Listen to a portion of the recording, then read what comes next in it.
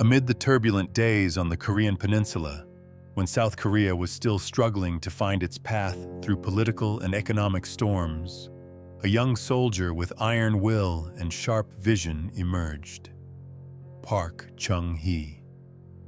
He was not only a symbol of drastic change, but also the one who ignited the flame of development, leading the country from the ashes of war into an era of rapid industrialization, laying the foundation for the modern South Korea we know today. The article below has been compiled from many sources. If there are any mistakes, or if you know any interesting information, feel free to leave a comment so I can learn as well. Now, let's begin the article. Childhood of a soldier. The early years of Park Chung-hee. Park Chung-hee was born in 1917 into a poor farming family in the rural area of Gumi, North Gyeongsang Province, Southern Korea. At the time of his birth, the Korean Peninsula was under the harsh colonial rule of Imperial Japan, a reality that weighed heavily on the lives of many families like Park's. From a young age, he witnessed the hard labor of his fellow villagers, living in poverty and oppressed by foreign domination. Park's childhood was not peaceful, but marked by hardship alongside persistent efforts to rise above adversity. His family lacked the means to provide a proper education as wealthier families could. Yet Park consistently showed intelligence, diligence, and a determined will to overcome difficulties. During his early schooling years at local schools, he nurtured within himself a spirit of discipline and ambition to change his own fate as well as that of his homeland. In 1937, Park entered the Imperial Japanese Army Academy in Tokyo, a pivotal milestone that not only opened the path for his career, but also shaped his later leadership ideology and style. Within the highly disciplined and challenging environment of the Japanese military, Park honed his combat skills while gaining experience in military management and strategy. At the same time, he grappled with feelings of longing and sorrow for his homeland's lost freedom and wrestled with concerns about the fate of his nation. In the harsh and fiercely competitive academy, Park learned not only military techniques, but also political strategy and management, knowledge that later became invaluable in his leadership career. These years also gave him a deep understanding of the injustices of Japanese colonialism and the critical importance of national strength. After graduating, Park was assigned to serve in the Japanese Army, participating in campaigns in China amid the outbreak of World War II. The combat and military management experience he gained there not only forged him into a tough officer, but also deepened his desire for independence and autonomy for his homeland. His years in the military, marked by strict discipline and practical experience, helped Park Chung-hee accumulate valuable knowledge and build the foundation for the major turning point in his life, the path leading to his future position as South Korea's supreme leader. Years of training and early steps in the military. After a childhood filled with hardship, Park Chung-hee entered a new chapter of his life with the determination to change his own destiny and contribute to the fate of his country. In 1937, he passed the highly competitive entrance examination to gain admission to the Imperial Japanese Army Academy in Tokyo, one of the most prestigious and difficult military schools to enter at the time. There, he was trained not only in combat techniques, but also exposed in depth to military strategy, iron discipline, and leadership thinking, elements that would shape his style and approach in the years to come. The learning and training environment at the academy was extremely demanding, requiring perseverance and the ability to endure immense pressure. Park not only had to compete with other cadets, but also faced discrimination and ethnic prejudice as a Korean in a Japanese-run institution. Nevertheless, he did not falter. Instead, he focused on learning and gradually proved himself through ability and sheer willpower. After graduation, Park Chung-hee was assigned to serve in the Japanese Army, taking part in military campaigns in China as World War II escalated.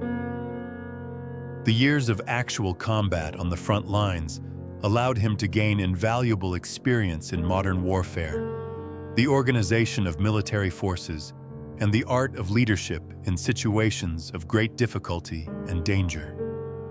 At the same time, he witnessed the destruction and injustices caused by colonialism, igniting in him a deep yearning for independence and freedom for his homeland.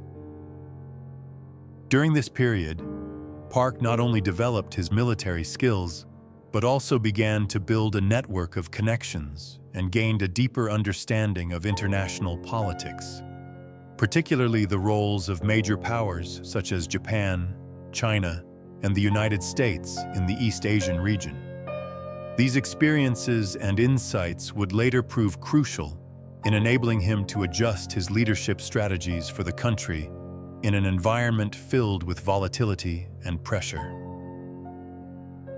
His military years were a period of forging an iron will and an unyielding spirit, qualities that enabled Park Chung-hee to withstand the trials that lay ahead, from the 1961 coup to leading South Korea into an era of rapid economic development. The 1961 coup and the strong rise of Park Chung-hee. The year 1961 marked an unforgettable turning point in South Korea's development, as the nation was still struggling with the aftermath of the Korean War, a stagnant economy, and a chaotic, ineffective civilian government. In this context, Park Chung-hee, a military officer with solid experience and resolve, decided to use military power to change the fate of the nation. The coup took place on May 16, 1961, organized swiftly and unexpectedly, with the main objective of ending political turmoil and pulling the country out of deadlock. The coup forces, led by Park, quickly seized key positions in the state apparatus and declared the formation of the Supreme Council for National Reconstruction to govern the country. What stood out about this coup was that Park was not merely a ruler who relied on military force. He also cultivated the image of a decisive reformer with a long-term vision for national development. He understood that South Korea needed a strong economy, a stable society, and a government capable of effective governance. Therefore, immediately after taking power, Park launched a series of fundamental reforms aimed at modernizing the nation. He established new economic management agencies, prioritized the development of heavy industries and export-oriented industries, and promoted cooperation with private enterprises to create family-run conglomerates, later known as chaebol, such as Samsung, Hyundai, and LG. These became the crucial foundation that helped South Korea escape poverty and rise to become one of the fastest-growing economies in the world. Park's economic development policy was also closely tied to strict state control over all aspects of society and politics. He enforced tough measures to maintain order, suppress protest movements and political opposition, aiming to ensure a stable environment for economic growth. Although this rigidity sparked much controversy over freedom and democracy, Park considered it necessary in the fragile state the country was in at the time. In addition, Park placed strong emphasis on education and human resource development, increased international cooperation, attracted foreign investment, and leveraged aid from the United States to build a solid industrial base. Under his leadership, large-scale infrastructure projects such as roads, power plants, and industrial zones were launched simultaneously, creating a dramatic leap in productivity and competitiveness. The coup and Park Chung-hee's early years in leadership laid the groundwork for the miracle on the Han River, South Korea's remarkable transformation from a poor, war-torn nation into a dynamic industrial powerhouse. However, alongside these spectacular economic achievements, this period was also fraught with political and social challenges, with conflicts over power, freedom, and national identity. The life and career of Park Chung-hee remain a complex and multifaceted story, offering profound lessons about the balance between power and responsibility, between economic development and human rights, and between change and conservatism in one of the most turbulent chapters of South Korea's history. Contradictions and socio-political issues during the Park Chung-hee era. Despite his resounding success in driving economic growth and modernizing the nation, Park Chung-hee's rule was not without its darker sides, particularly in the form of deeply contentious social and political issues.